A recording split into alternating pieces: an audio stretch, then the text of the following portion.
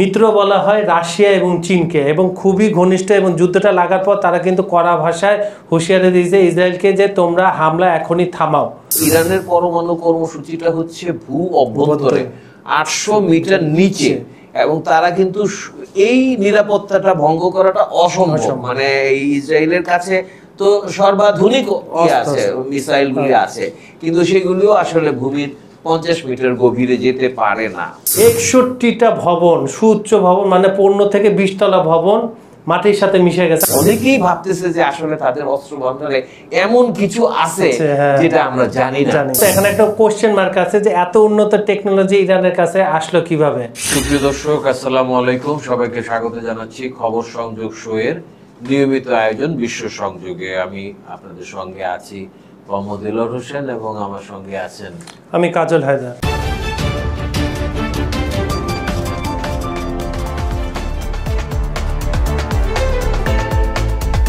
কাজল ভাই, ইরান ইসরায়েলের যুদ্ধের যে পরিস্থিতি, এটা নিয়ে আজকে কথা বলবো। যুদ্ধের বাইরে কিছু এমন কিছু বিষয় যেগুলোর সাথে বাংলাদেশ বা তাদের প্রতিবেশীদের রিস্কে পড়ে যাওয়ার সম্ভাবনা থাকে, সেগুলো নিয়ে কথা বলবো। আমরা শুরু করি যুদ্ধের সর্বশেষ পরিস্থিতি নিয়ে। কাজল ভাই, কি অবস্থা আজকে? নিয়ে চতুর্থ দিনে গড়াচ্ছে, শুক্রবার ভোর রাত থেকে শুক্র শনি রবি সোম আছে।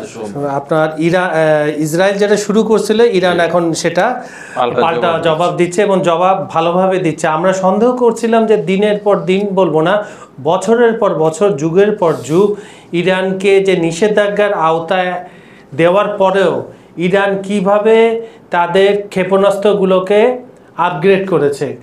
আপনি চিন্তা করেন, আয়রন ডোমকে বলা হয় ইউএস যতগুলা মারণাস্ত্র বলেন বা সেলফ ডিফেন্স অস্ত্র বলেন, তাদের মধ্যে শ্রেষ্ঠ প্রজাতির একটা। আয়রন ডোমকে ভেদ করে আঘাত হানা খুবই কষ্টকর, কিন্তু আমরা কি দেখছি গত 2 দিন ধরে, বিশেষ করে গতকাল রাতে প্রায় অর্ধশত যে ক্ষেপণাস্ত্র, ব্যালিস্টিক ক্ষেপণাস্ত্র ইরান যে আপনার তেল আবিব এবং জেরুজালেমের উপরে যে নিক্ষেপ করেছে, 61টা ভবন, সুউচ্চ ভবন, মানে 15 থেকে 20 তলা ভবন মাটির সাথে মিশে গেছে। আমরা সেই ফুটেজগুলা বিভিন্ন সামাজিক যোগাযোগ মাধ্যমে তারপর রয়টারের ছবি দেখছি, এএফপির ছবি দেখছি। তাহলে এখানে আপনার নিশ্চয়ই এগুলা আয়রন ডোমকে পরাস্ত করেই, আপনার আয়রন ডোমের যে মানে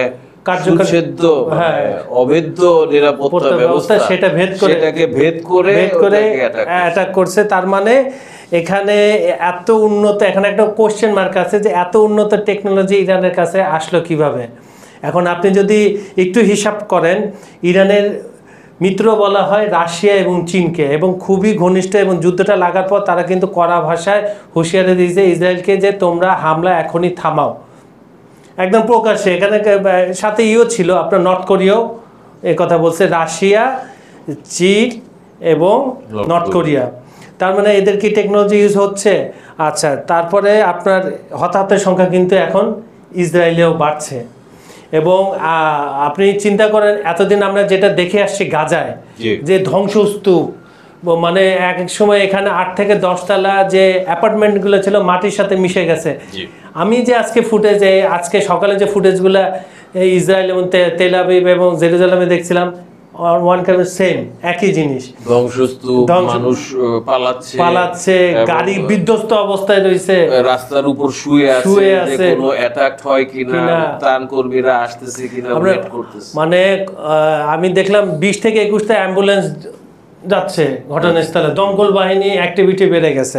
মানে যে জিনিসগুলো আমরা গাজায় দেখতাম রেগুলার, দেখে অভ্যস্ত, করার কিছু ছিল না, দেখো সেই সেম জিনিস ইসরায়েলের তেল আবিবের বাসিন্দারা উপলব্ধি করতেছে। তো আপনার গতকাল রাতে একটা অ্যাটাক হয়েছে, আজকে সকালে একটা অ্যাটাক হয়েছে, এবং এগুলা করছে ড্রোন এবং ব্যালিস্টিক ক্ষেপণাস্ত্র দিয়ে।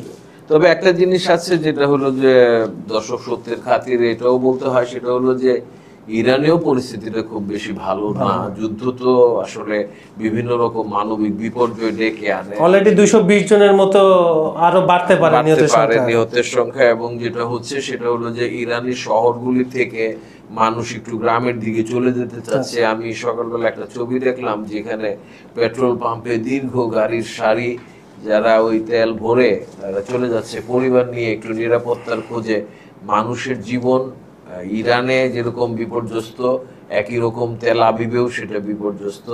আসলে এই জিনিসগুলিকে আমরা কি বলবো, কর্মের ফলই বলতে পারি। এটা ইসরায়েলের ক্ষেত্রে যে গাজাতে যে নৃশংসতা, যে হত্যাকাণ্ড চালানো হয়েছে, হয়তোবা সেগুলির ঈশ্বর প্রদত্ত, আল্লাহ দেওয়া সেগুলির মানে একটা জবাবই তারা হয়তোবা পাচ্ছে, কিন্তু আমরা এটা কখনো চাই না, এই বিষয়গুলি কখনো চাই না। এবং আপনি যে জিনিসটা উল্লেখ করলেন, দ্যাট ইজ ভেরি ইম্পর্টেন্ট। আমরা এর আগের আলোচনায় আমরা যেটা বলেছিলাম যে ইরানের প্রস্তুতিটার মধ্যে অভাব ছিল, তাদের ভিতরে অনেক বেশি গুপ্তচর বৃত্তিটা, মোসাদের লোকজন, মোসাদের এজেন্ট, যেটা শুধুমাত্র ইসরায়েলের নিজস্ব লোকই না, সেখানে বোধহয় ইরানের যে নিজস্ব লোকজন, পেইড লোকজন, সেটা তারাও কিছুটা আছে এখানে। কিন্তু একটা জিনিস কাজল ভাই আমরা অনেক সময় একটু ওভারলুক করে যাই, সেটা হলো যে ইরান কিন্তু বলা হয় কি, দর্শক আপনারা আশা করি বিষয়টা জানেন, ইরানকে বলা হচ্ছে যে গণতান্ত্রিক একটা দেশ,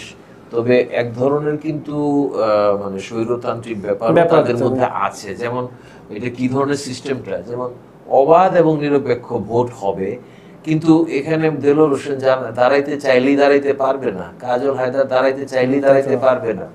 প্রথমে যারা নির্বাচনে দাঁড়াতে চায়, সাপোজ প্রেসিডেন্ট ইলেকশনে যে পেজেশকিয়ান যে নির্বাচিত হইল, এটার মধ্যে কিন্তু বিষয় আছে, সেটা হচ্ছে যে যারা ইলেকশনটা করতে চায় তারা যখন নিজস্ব ইচ্ছা প্রকাশ করে, তখন কিন্তু ইরানের যে সর্বোচ্চ ক্ষমতা যেই ইয়াদের কাছে থাকে, মুফতিদের কাছে বা গ্র্যান্ডিয়ারদের কাছে একটা কমিটি আছে, সুরা কমিটি, তারা কিন্তু বলে দেয় যে এরা ইলেকশন করতে পারবে। তো এই যে বিষয়টা, মানে এটা গণতন্ত্র ঠিক আছে, কিন্তু এক ধরনের কি বলবো নিয়ন্ত্রিত গণতন্ত্র, এটা নিয়ে কিন্তু কিছু ক্ষোভের জায়গাও আছে। তো যাই হোক, আমার কথাটা হলো যেটা, সেটা হলো যে আমরা যুদ্ধের বিরুদ্ধে অবশ্যই, এবং একটা জিনিস এখানে যে যুদ্ধ নিয়ে আলোচনার মধ্যে কিছু সংখ্যার জায়গা কিছু বাংলাদেশেরও আছে। কিভাবে আছে সেটা হচ্ছে, যুদ্ধটা যদি মানে দীর্ঘস্থায়ী হয়, তাহলে কিন্তু খেয়াল করবেন দর্শকরা, আমাদের কিন্তু একটা বিশাল শ্রমবাজার কিন্তু মধ্যপ্রাচ্য নির্ভর, কুয়েত, সৌদি আরব, আরব আমিরাত, কাতার, এই সমস্ত দেশে, এমনকি লেবাননের বিভিন্ন মধ্যপ্রাচ্যের দেশগুলিতে আমাদের বিপুল সংখ্যক শ্রমিক কাজ করেন, বিভিন্ন ধরনের কর্মী কাজ করেন, অনেকের ব্যবসা আছে, দোকান আছে, দোকানের ব্যবসা আছে। সরি। তো এই যুদ্ধ যদি প্রলম্বিত হয়, তাহলে কিন্তু এই শ্রমবাজার হুমকির মুখে পড়বে। এই বিষয়টা শুধুমাত্র যে দেখেন সমস্যাগুলি কতটা তীব্র হইতে পারে, আমি একটু প্রসঙ্গক্রমে বলে নিই। আমাদের প্রতিবেশী যে ভারত, এই ভারতের একটা বিষয় আপনি জানেন কিনা, সেটা হচ্ছে যে ভারত কিন্তু গত বছর একটা চুক্তি করেছিল ইসরায়েলের সাথে, তারা নির্মাণ শ্রমিক দেবে 42,000। এর মধ্যে 2 দফায় 20,000-এরও বেশি কর্মী এই মুহূর্তে ইসরায়েলে আছে, এবং তারা সেখানে স্বস্তি বোধ করতেছে না, তারা ফিরে আসতে চাচ্ছে। কিন্তু ভারত সরকার এই বিষয়টাতে সফল হতে পারবে কিনা, ভাগ্য ভালো যে আমাদের কোনো কর্মী ইসরায়েলের নাই, ইরানেও বোধহয় কম। তো সেক্ষেত্রে আমাদের এই ঝুঁকিটা নাই, কিন্তু ভারত কিন্তু এই 20,000 কর্মীকে নিয়ে একটা প্রচন্ড বিপদের মধ্যে আছে। 20,000-এরও বেশি, 22,000-এর মতো কর্মীকে নিয়ে বিপদের মধ্যে আছে। তো এদেরকে কিভাবে ফিরে আনা, এর আগে যখন রুশ ইউক্রেন যুদ্ধটা হয়েছিল, তখন কিন্তু ইউক্রেনে ভারতের কিছু কর্মী ছিলেন, ভারত বেশ কিছু কর্মী ছিলেন। তো তারা কিন্তু সরকারি চুক্তির অধীনে যায় নাই, তারা পার্সোনালি গেছে। তো তাদেরকে কিন্তু ভারত সরকার ফিরে আনতে পেরেছিল, কিন্তু এইবার যে গেছে এটা কিন্তু তাদের সরকারের দায়িত্বের মধ্যে পড়ে। তো যাই হোক, আমরা বাংলাদেশের প্রেক্ষাপট থেকে যেটা আশা করি যে সবাই মানে বিদেশি শ্রমিকরা, আমাদের দেশের শ্রমিকরা মধ্যপ্রাচ্যে যারা আছেন, তাদের রুটি রুজিটা ঠিক থাকবে, কারণ আমাদের কিন্তু অর্থনীতির মেইন ইনকাম হচ্ছে রেমিটেন্স, শ্রমিকদের আয়। এটা একটা গুরুত্বপূর্ণ বিষয়। তো যুদ্ধটা প্রলম্বিত হলে বাংলাদেশও অর্থনৈতিকভাবে অত্যন্ত ঝুঁকির মুখে পড়বে। আর একটা বিষয় আছে যে হরমুজ প্রণালী, এই হরমুজ প্রণালীটা কিন্তু খুব ইম্পর্টেন্ট। যদি ক্রাইসিসটা এমন একটা জায়গায় পৌঁছায় এবং বলা হচ্ছে যে যুদ্ধের মোড় ঘুরিয়ে দিতে পারে হরমুজ প্রণালী। তবে হরমুজ প্রণালী চালু রাখা ইরানের জন্য ব্যবসায়িকভাবে দরকার। তো অনেক সময় হয় না, যুদ্ধ যখন একটা পর্যায়ে চলে যায় তখন নিজের নাক কাইটাও হইলেও পরের মানে যাত্রা ভঙ্গ করতে হয়। আর আপনার আস্তিনে যতগুলো অস্ত্র আছে আপনি তো ব্যবহার করবেনই। এখনো পর্যন্ত যারা বিশ্লেষক আছেন, বর্তমান বিশ্বকে যারা বিবেচনা করেন, বিশ্লেষণ করেন, তাদের যে আসার জায়গা সেটা হচ্ছে যে এই যুদ্ধটা সীমিত পর্যায়ে থাকবে। তো কিন্তু এখানে ইসরায়েলের যে মনোবাসনা, পরমাণু কর্মসূচি থেকে ইরান আসলে পিছু হটবে না। তাদের কর্মসূচি চালু রেখে যদি কোনো চুক্তি করা সম্ভব হয়, এটা হয়তো বা তারা মেনে নিতে পারে। কিন্তু ইরান কিন্তু অলরেডি বলছে যে পরমাণু চুক্তি যেটা মানে করার বলতেছিল সেটা থেকে তারা বেরিয়ে আসবে, এরকম একটা খবরও আমরা দেখেছি।